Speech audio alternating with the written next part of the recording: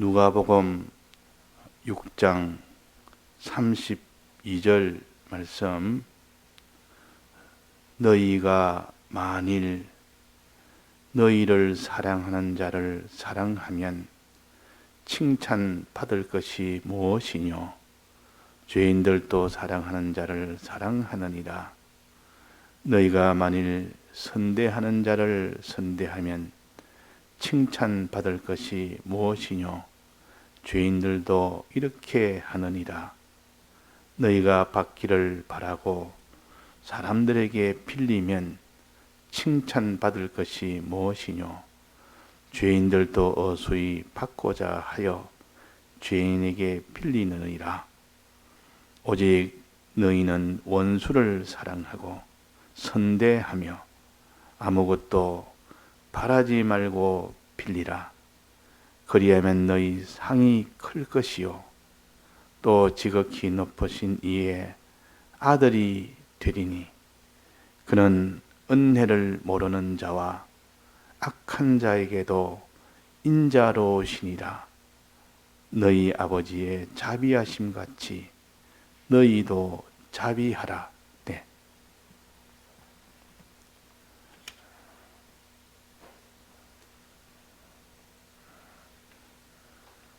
사람마다 누구나 다 자기보다 더 나은 사람을 보면서 나도 저렇게 닮았으면 좋겠다, 그렇게 여길 때가 우리가 많습니다. 참 나보다 저 사람이 낫네, 참 저런 것은 내가 좀 배워야 되겠다, 저런 것은 내가 좀 닮아야겠다, 그렇게 생각하기도 합니다. 그래서 이 사람을 이렇게 본받아서 이렇게 닮도록 힘을 쓰고, 또 그보다 또 좋은 사람이 있으면 또 그 사람의 좋은 점을 보고 나도 저렇게 저런 사람이 되겠다 하고 자기의 이 모델로 삼아서 그렇게 되기를 또 힘을 쓰고 이런 사람들이 있습니다. 참 좋은 사람이요. 자기보다 나은 것을 항상 보면서 부러워하고 나도 저런 인품으로, 저런 행동으로, 저런 마음으로 이렇게 다 내가 닮아가야 되겠다 하는 고면이 아주 발전이 있는 사람입니다. 그러나 우리는 이 세상에 어떤 사람도 본받아 봐야 내나 사망의 수평선 아래에 있는 것이기 때문에 아무리 본받아도 소용이 없습니다. 이순신 장군을 본받아라, 세종대왕을 본받아라, 또 무슨 이런 왜 독립운동하는 그런 유공자들, 그런 사람 본받아 위인전에 보면 많이 나와 있습니다. 그걸 보면서 나라를 위하여 자기 목숨을 아끼지 않는 그런 사람, 사회를 위하여 모든 것을 다 바쳐서 사회를 정화하는 그런 위대한 사회 개혁자들, 또 세상의 이치를 모르는, 인생을 모르는 자에게 인생을 가르쳐주는 그런 철학자들, 참 세상에 배울 자가 많고 참 그런 본받을 자가 많고 닮아야 될 자가 많다고 여기서 그런 위인전을 읽으면서 마음의 뜻을 품고 그래서 자기를 희생해가며 자기가 그를 닮아가는 그런 사람을 아주 높이 평가를 합니다. 나보다 다른 사람을 더 내가 위해야 되겠다. 저 일본에 거기서 어느 유학생이, 한국 유학생이 가가지고 유학을 하는 중에 그 일본 지하철에서 어느 술 취한 사람이 떨어졌다 그 말이에요. 그 지하철 기다리다가 그 밑으로 떨어져 보니까 열차가 오는데 전부 다 보고만 있지만은 보고만 지고 소리만 지르는데 그때 한국에 있는 유학생이 뛰어내렸습니다. 뛰어내려가 얼른 구출했습니다. 근데 자기가 올라오는 시간이 없어 그냥 지하철에 그대로 죽었다 그 말이에요. 그 일본 사람들이 얼마나 놀랐는지, 어떻게 일본 사람도 전 보고만 있고 자기 목숨 때문에 이런데 그것도 한국 사람이 와서, 다른 나라 사람이 이 공부하러 와서 여기서 아낌없이 자기를 다 버리고 그를 살려주었다. 그래가지고 그 사람을 기리며 참 더 감동이 된 겁니다. 자기 나라 사람이 아닌 그런 한국 사람, 자기하고 대적이 되는 그런 제일 경쟁심이 있고 제일 대적되는 한국 사람이 그랬으니까 더 감동이 돼서 그래서 뭐 동상도 세우고 저런 정신을 기리자, 우리가 저런 사람을 닮자 그랬다. 자, 이렇게 세상에서도 그런 것을 보고 높이 평가하고 감동이 되고 좋아하고 우리가 저걸 닮자고 동상까지 만들고 그렇게 하지 않습니까? 자, 그런 것은 다 좋은 겁니다. 좋은 것을 자꾸 이렇게 권장하고 따라하고 닮아가고 그걸 다 촉구하고 이걸 선전하고 그래서 다 그런 사람이 되도록 이렇게 하는 것이 참 발전이 있는 것인데, 그런데 우리는 한 가지 계산을 두어야 될 것은 그런 모든 좋은 것, 담는 것, 좋은 결과가 사망선 아래에 있느냐 사망선 위에 있느냐, 그것을 계산을 먼저 해야 됩니다. 사망선 아래에 있는 것은 아무리 따라해서 좋은 것을 배웠고 닮았고 이루어졌다 할지라도 그것은 마지막은 다 사망 속에 있기 때문에 헛일이 됩니다. 아무 헛된 일이 된다 그 말. 그러나 이 사망선 위에 있는 것은 주님의 사활에 대해서 주님을 사랑하는 그 일, 주님의 이 사랑했던 것을 우리가 믿는 그 일을 위해서 생명을 바쳤다면 그는 사망선 위에 있는 겁니다. 우리는 이것을 모를 때야 이런 세상의 애국자들, 애족자들, 이 세상의 참 사회 이런 개혁자들, 사회 정화주의자들 다 우리가 본받을 사람이요. 이렇게 참 본받을 사람이지만 이제 사망선과 사망의 수평선 아래에 있는 것과 사망의 수평선 위에 있는 생명선 위에 있는 것을 알고 난 뒤부터는 이 사망 아래에 있는 거냐 위냐 그게 먼저 판단하는 것이 이것이 먼저 더 중요하구나. 내가 다른 사람을 위해서 사랑하는 것도 중요하지만은 나를 사랑하는 것도 중요하지만은 사망선 아래에 있는 것은 아무 소용이 없으니까 이거는 진정 나를 사랑하는 것이 아니다. 진정 사랑을 사람을 사랑하는 것이 아니라 하는 것을 알게 됩니다. 자, 그래서 우리는 다른 사람을 위하고 나라를 위하고 그 애국하는 사람들, 애족하는 사람들, 또 사회를 사랑하는 사람들, 이웃을 사랑하는 사람들, 그런 사랑할 때 반드시 사망의 이 수평선 아래에 있는 것은 소용이 없다. 사망의 수평선 위에 있는 생명 속에 속한 그런 사랑을 해야 된다. 그것은 오직 유일하게 예수님의 이 대속을 믿는 그 길 위에는 없습니다. 그러면 사람을 사랑한다는 것은 예수님의 대속을 믿을 수 있도록 하는 그 일에 내가 희생을 하고 그 일에 다 드리면 그것은 사망의 수평선 위에 있는 그런 생명에 속한 사랑을 하게 됩니다. 그 일을 위해서 자기가 희생을 하고 손해를 보고 그렇게 하는 사람을 보고 나도 저걸 좀 배워야 되겠다. 나는 저는 사람이 되겠다. 이것을 자기의 모델로 삼고 이것을 담기를 힘쓰셔야 됩니다. 이거 우리 신앙의 사람들은 다 예수님의 대속을 다른 사람에게 전하여 그들이 영원한 영생의 이 생명을 얻도록 하기 위한 그 일 위해서 다 참 자기의 젊음도 바치고 자기의 소유도 바치고 자기의 명예도 바치고 자기의 모든 이런 청춘도 바치고 자기의 평안도 바치고 자기의 목숨까지도 바치는 그것이 참 그것이 사랑이라 하는 것을 알게 됩니다. 우리는 누구를 닮아야 되느냐? 아브라함도 닮고 바울도 닮고 우리가 다 그런 걸 다 닮아야 되지만은 그러나 제일 원본 대신 주님을 닮아야 됩니다. 항상 주님을 닮는 것을 해서 참고로 주님 닮는 것에 참고로 즉 성령이 그 성도들을 붙들고 역사했기 때문에 그 성령이 붙들고 역사한 그 면을 우리가 닮아야 됩니다. 그러니까 바울을 닮는 것이 아니라 바울과 함께 했던 그 성령의 역사 그것을 우리가 닮아야 됩니다. 나는 바울을 닮겠다. 나는 아브라함을 닮겠다. 그럼 나중에 인본이 되어버립니다. 나는 누구 어떤 신앙 선배를 닮겠다. 그것이 나중에는 계속 그렇게만 닮아가다 보면 인본이 되어버립니다. 나는 주님을 닮겠다. 주님을 닮는 그 모습이 이 사람에게도 나타나고 주님의 모습이 저 사람에게 나타나죠. 그걸 닮는다는 것은 주님을 닮기 위해서 그 사람을 닮는 것이 닮는 것이지, 그걸 갖다가 그냥 사람을 나는 저 사람을 닮겠다 하다 보면 나중에는 주님하고 끊어져 버리고 그 사람과 자기가 하나 되버리고, 그 백목사님을 내가 닮아야 되겠다 이러면 안 됩니다. 그러니까 자꾸 백목사님을 닮아야 되겠다 그것만 하다 보면 나중에는 주님 끊어져 버리고, 백목사님이 어떻다, 그분의 뭐 생애가 어떻고 그분의 뭐 인질이 어떻고 자꾸 그분의 모든 것을 하다 보면 나중에는 그분을 최종 모델로 삼아서 닮아간 사람이에요. 그러다 나중에는 우상 숭배가 된다 이거면. 근데 우리는 뭡니까? 주님을 닮아야 됩니다. 주님을 닮때 주님의 그 성령의 역사가 저 백목사님에게도 함께 했던 그 성령의 감동이 있는 호면을 우리가 닮아야 됩니다. 그 목사님하고 다 옳은 것이 아니라 틀린 것도 있을 수 있습니다.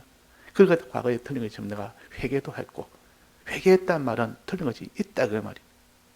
근데 우리는 회개를 우리가 또 배워야 되고, 아, 목사님은 저런 잘못된 것들 이렇게 회개를 하시구나. 나도 저는 회개해야 되겠다. 이 회개도 성령의 역사요. 믿음도 성령의 역사요. 그래서 우리는 아브라함을 닮때 우리는 하나님이 그에게 영감시켜줬던 그 영감을 우리가 닮아야 된다 하는 겁니다. 그래서 엘리사가 엘리야를 따라갈 때 엘리야와 함께 했던 그 영감을 갑질이나 달라고 그랬단 말이에요. 엘리야를 닮도록 하려는 게 아니고, 엘리야를 닮도록 해줘서가 아니고 엘리야에게 함께 했던 그 영감을 달라는 거예요. 영감. 그 하나님을 닮겠단 말이에요. 하나님이 엘리야와 함께해서 움직였던 그 하나님의 그 역사, 그것을 담게 하면 내게도 그 영감이 오면 나도 그런 엘리야 같은 그런 걸음을 걸을 수가 있다. 나는 부족하니 갑절이나 주옵소서. 나는 엘리야보다 부족하니 갑절 줘야만 내가 그걸 갖다가 따라갈 수 있습니다. 자, 그래서 우리가 닮기는 주님을 닮아야 됩니다. 주님을 닮아야. 그 사람을 자꾸 닮아가다 보면 나중에는 인본이 되어버립니다. 인본이. 그래서 여기에 말씀하시기로 만일 너희가 사랑하는 자를 사랑하면 칭찬받을 것이 무엇이 있느냐. 사랑하는 자를 사랑하는 것은 참 좀 쉬운 일입니다. 그 잘했다고 칭찬할 일은 아닙니다. 잘했다고 상 줄 일은 아닙니다. 사랑하는 자를 사랑하면, 나를 지극히 사랑하는 자를 사랑하면, 이거는 누구나 할 수 있는 일이에요. 누구나 마땅히 해야 될 일이에요. 누구나 할 수 있는 일이에요. 이걸 갖다가 하나님 앞에 상 받을 일이라고, 주님 내가 저 사람을 사랑했지 않습니까? 그가 너를 얼마나 사랑하니까 너도 사랑했지 않느냐. 그런 상 줄 일은 아니다. 칭찬해 줄 일은 아니다. 누구나 할 수 있다. 죄인들도 그 일을 한다. 죄인들도, 세리들도 그 일을 한다. 이방인들도 그 일을 한다. 근데 그걸 했다고 네가 하나님 상 줄라 하면 되겠느냐? 마땅히 해야 될 일이. 그러나 너를 미워하는 자를 사랑하면 그때는 좀 다르다. 너를 미워하고 너를 핍박하고 이런 자를 내가 사랑할 때는 그때는 다르다 그 말이에요. 그때는 그것은 아무도 미워한 자를, 자기를 핍박하는 자를 사랑하기는 정말 어렵다. 그렇게 하는 사람이 거의 없다. 아예. 그런데 너를 미워하는 내 원수를 너는 사랑했으니 내가 잘했다, 참 잘했다 하고 칭찬도 하고 내가 잘했다고 상도 주고. 자, 우리가 하나님 앞에 칭찬받고 상 받으려면 어떻게 합니까? 자기를 사랑하는 자를 사랑한 것, 또 자기 혈육을 사랑하는 것, 그거는 죄인들도 그러고 불신자도 다 합니다. 그러나 자기를 미워하고 자기를 원수로 삼고 자기를 핍박하는, 자기 있는 걸 다 빼앗아가고 자기를 온갖 이렇게 다 고통을 주고 자기 신앙 손해나 물질 손해나 이렇게 해서 큰 고통 속에 있을 때 명예 손해나 모욕하거나 온갖 이런 걸 다 하더라도 그 사람을 사랑해 하기라는 것은 참 약대가 바늘기로 들어가는 것보다 더 어렵다 그러. 그것도 그럽니다. 그런데 그걸 사랑했다 그러면 저 사람이 어쩐 저 사람이 보통 사람이 아니다. 저 사람이 뭐 정신이 이상이거나 자기를 미워하고 자기를 핍박한 자를 자꾸 사랑하니 저 사람의 수준은 아니다. 뭐 정신이 이상이거나 좀 약간 모자라거나 안 그러면 아주 그는 특수한 사람이거나. 자, 그래서 우리는 자기를 미워하는 자, 자기를 핍박하는 자, 자기의 원수라 그럽니다. 자기의 원수를 사랑할 때 그때 주님이 기뻐하고 칭찬하고 상을 주고 합니다. 자, 누가 이렇게 했습니까? 누가 이걸 했습니까? 오직 우리의 원본 모델인 예수님이 그랬어요. 예수님은 모든 사람이 다 죄인 돼서 하나님과 원수가 됐을 때 그때 원수를 원수로 상대하지 아니하고 끝까지 우리를 사랑했습니다.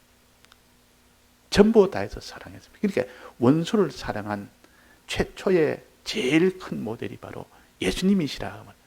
이 예수님의 함께했던 그 영감을, 그 예수님의 함께했던 그 영감을 바울이 받아서 그랬고, 거기 있는 수많은 제자들, 12제자들도 그걸 받아서 나중에 자기를 핍박하고 죽이는 자를 위해서 복음을 전하다가 위하여 살다가 사랑하다가 세상을 떠나는 그런 일을 다 한 겁니다. 그래서 우리는 이웃을 사랑하는 것으로 만족하지 말고, 형제를 사랑하는 것으로 만족하지 말고, 원수된 이웃, 원수된 형제, 그를 사랑하라. 원수된 형제를 끝까지 사랑을 누가 했습니까? 아벨은 원수된 가인을 끝까지 사랑했어. 미워하지 않았고, 또